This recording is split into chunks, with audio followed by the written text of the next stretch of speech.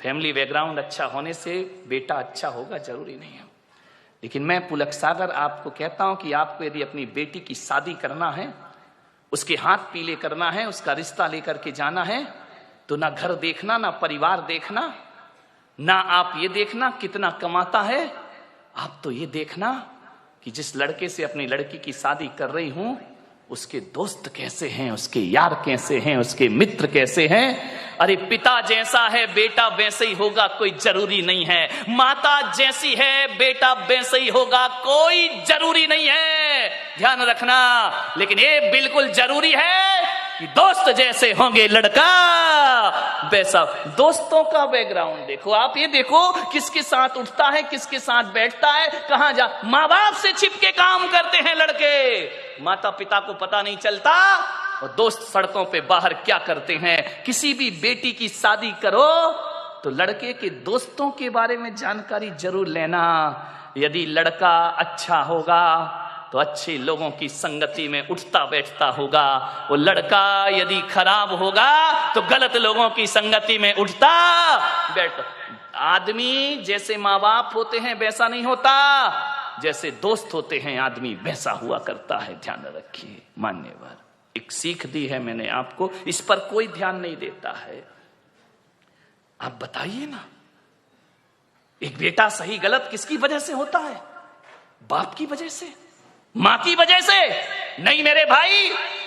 एक शराबी बाप भी चाहता है कि मेरा बेटा शराब ना पिए, ध्यान रखना।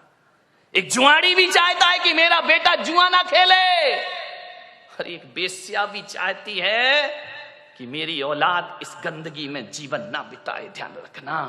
एक चोर ने भी ये सपना नहीं देखा होगा कि मेरा बेटा चोर बने। कोई माँ बाप औलाद को चोर नहीं बनाते हैं, कोई माता पिता औलाद को झूठ बोलना नहीं सिखाते हैं, कोई माता पिता शराब पीना नहीं सिखाते हैं, कोई माता पिता सिगरेट पीना नहीं सिखाते हैं। सिगरेट पीने वाला बाप भी चाहता है कि मेरा बेटा सिगरेट ना पिए, ध्यान रखना। मान्यवर मालूम है सिगरेट पीना कौन सिखाता है? दोस्त सिखाते हैं। सबसे पहले शराब पीना रिश्तेदार या माँ बाप ने नहीं सिखाया, शराबी बाप भी नहीं सिखाता है कि बेटा तू पी ले, ध्यान रखना।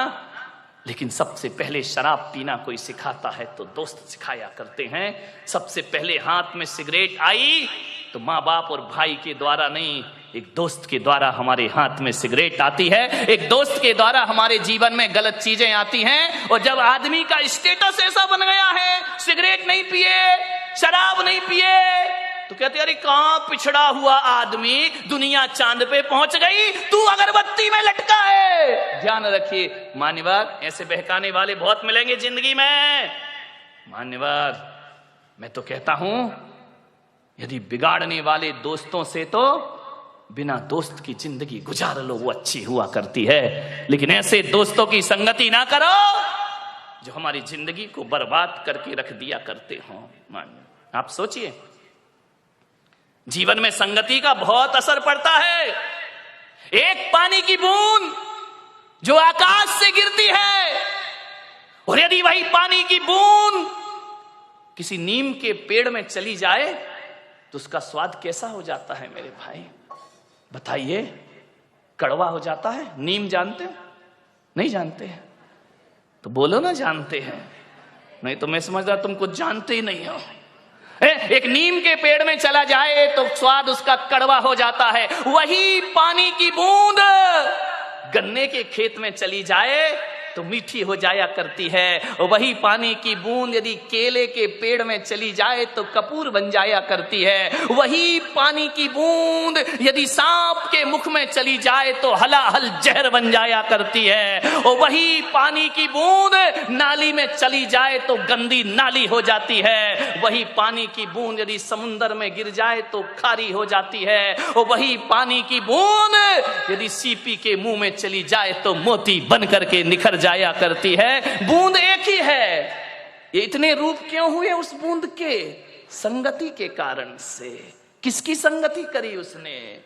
मोती बना सीप की संगति से और जहर बना सांप की संगति से। ध्यान